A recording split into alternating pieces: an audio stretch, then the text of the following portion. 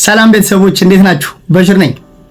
እንግዲህ ዛሬ ማርች 31 የስዊዲሽ የትምህርት ፖርታል universityadmission.se ለባችለርስ ተመዝጋቢዎች ውጤት ይፋ አድርጓል።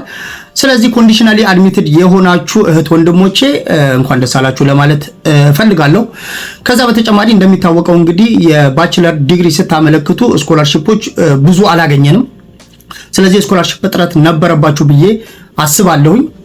ነገር ግን የዩኒቨርሲቲ ስኮላርሺፖችንም አፕላይ ያደረጋችሁ ስለነበራችሁ ሆፕፉሊ እሱንም ታገኛላችሁ የሚል ምኞት አለኝ።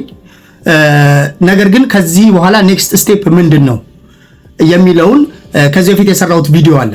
እናንተም ባችለር ዲግሪውም ልክ እንደ ማስተርስ ዲግሪው የማስተርስ ፕሮግራም ቀደም ብሎ በማርች 26 ስለወጣ ለነሱ የሰራሁት ቪዲዮ አለ ከዚህ ቀደም። እሱን ገብታችሁ ቼክ አድርጉ። the same step ነው የምትሄዱት አካሄድ ተመሳሳይ ነው። ውጤታችሁ አንዴ ከወጣ በኋላ ቀጥታ እንግዲህ አድሚትድ መሆናችሁ ኮንዲሽናል አድሚትድ የምትለዋል ወደ አድሚትድ መቀየር አለባችሁ። ኮንዲሽናል አድሚትድ ማለትም ምን ማለት እንደሆነ እንግዲህ ከዚህ ቀደም ሌላ ቪዲዮ ሰርቻለሁኝ። ነገር ግን እዚች ጋር ኮንዲሽናል የምትለዋን ብቻ ለማብራራት ያህል ያቺ ኮንዲሽናል አድሚትድ የሆነችበት ምክንያት ምንድነው? ዩኒቨርሲቲዎቹ በገንዘብ ነው የሚያስተምሩት። ስለዚህ እነሱ የሚያውቁት ተከፍሏቸው እንደሚያስተምሯቸው ነው። እናንተም ክፈሉ፣ ስኮላርሺፕ ድርጅት የሚከፈላቸው። ስለዚህ ወይ ከናንተ ወይ ከስኮላርሺፕ ድርጅቱ ያ አማውንት እስካልገባላችሁ ድረስ ኮንዲሽናል ነው የሚለው። ነገር ግን አክሴፕት አድርገዋቸዋል። ስለዚህ ያንን ታሳቢ እንድታደርጉ ፈልጋለሁ። ስለዚህ ኔክስት ስቴፕ ምንድነው?